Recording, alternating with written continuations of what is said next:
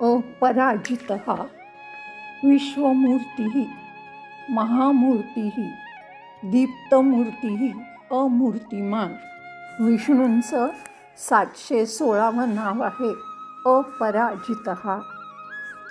न आंतरैहि म्हणजे आतल्या रागा आदिभिही राग वगैरे, बाह्यही अपि बाहेरच्या, दानव आदिभिही म्हणजे राक्षस दानव यांच्या, शत्रुभिही ह्या शत्रूंना शत्रू पराजितः इति त्याला पराजित करू शकत नाही.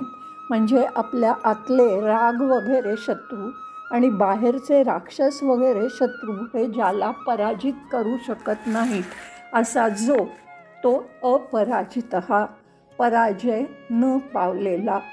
इंद्रिय विषय वासना याला कधीही पराभूत करू शकत नाहीत, कारण तो त्या सगळ्याच्या पलीकडचा आहे.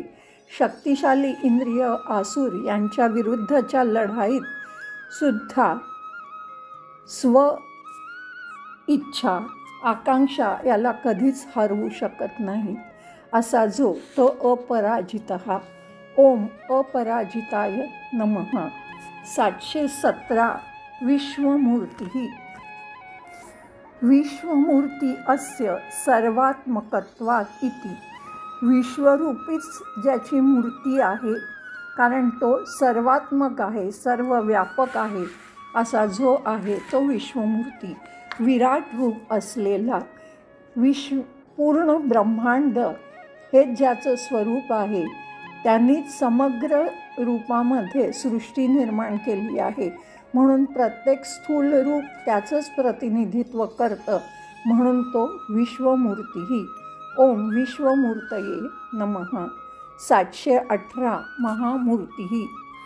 शेषपर्यकम म्हणजे शेष नागाचं, पर्यकम म्हणजे जणू काही गादी, बेड. शायिनम ह्या पलंगावर किंवा ह्या बेडवर जो विश्रांती घेतो, जो झोपतो. अस्य महती मूर्ती त्याची मूर्ती ही महान आहे असा जो मोठी मूर्ती असणारा तो महामूर्तीही. शेषावर विश्राम करत अनेक बहुविध रूप असलेलं ब्रह्मांड अस्तित्वात आणणाऱ्या ब्रह्मदेवाला ज्यांनी समर्थन दिलं आहे असा जो तो महामूर्ती. संपूर्ण ब्रह्मांड आणि त्याचा निर्माता हे सुद्धा त्या सर्वोच्च स्वचा एक पैलू आहे. गीतेमध्ये ते म्हणतात एकांशेन स्थितो जगत, म्हणजे हे जे पूर्ण जग आहे ते केवळ माझा एक अंश आहे असा महान मोठी मूर्ती असलेला तो महामूर्तीही. ओम महामूर्तये नमः. 719 दीप्तमूर्तीः. दीप्ता ज्ञानमयी मूर्ती यस्य इति म्हणजे दीप्तिमान, तेजस्वी, ज्ञानमय अशी ज्याची मूर्ती आहे असं त्याचं स्वरूप आहे तो दीप्तमूर्तीः.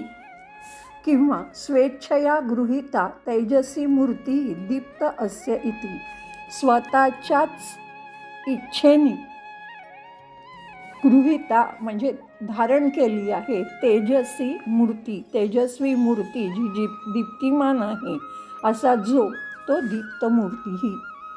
तेजोमय मूर्ती असणारा, तेजस्वी रूप असलेला, चेतनेच्या रूपात सर्व अनुभवांना हा प्रकाशित करतो अशा त्या विष्णूंचं तेज. संजय म्हणतात की सहस्र सूर्य एकत्र आकाशात चमकले तर जितकं तेज निर्माण होईल, प्रकाश निर्माण होईल, तितकं तेज ह्या विष्णूंचं आहे असा तेजोमय मूर्ती असणारा तो दीप्तमूर्तीही. ओम दीप्तमूर्तये नमः. 720 अमूर्तिमान. कर्म निबंधना म्हणजे कर्मामुळे उत्पन्न होणारा परिणाम किंवा कर्माच्यामुळे मूर्तीही अस्य याचा आकार, ह्याची मूर्ती न विद्यते अस्तित्वात येत नाही, कारण त्याला कुठचंही तो कर्माच्या वगैरे पलीकडे आहे, म्हणून त्याला कुठच्याही कर्माच्या फळाचा त्याच्यावर परिणाम होत नाही असा जो, किंवा ज्याची मूर्तीच नाही असा निराकार जो आहे तो अमूर्तिमान. ज्याचं कोणतंही रूप नाही असा.